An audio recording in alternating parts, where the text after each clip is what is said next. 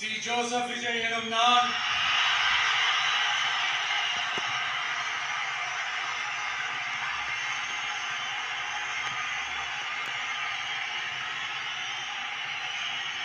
சட்டப்படி அமைக்கப்பெற்ற இந்திய அரசியல் அமைப்பின்பால் உண்மையான நம்பிக்கையும் மாறா பற்றும் கொண்டிருப்பேன் என்றும்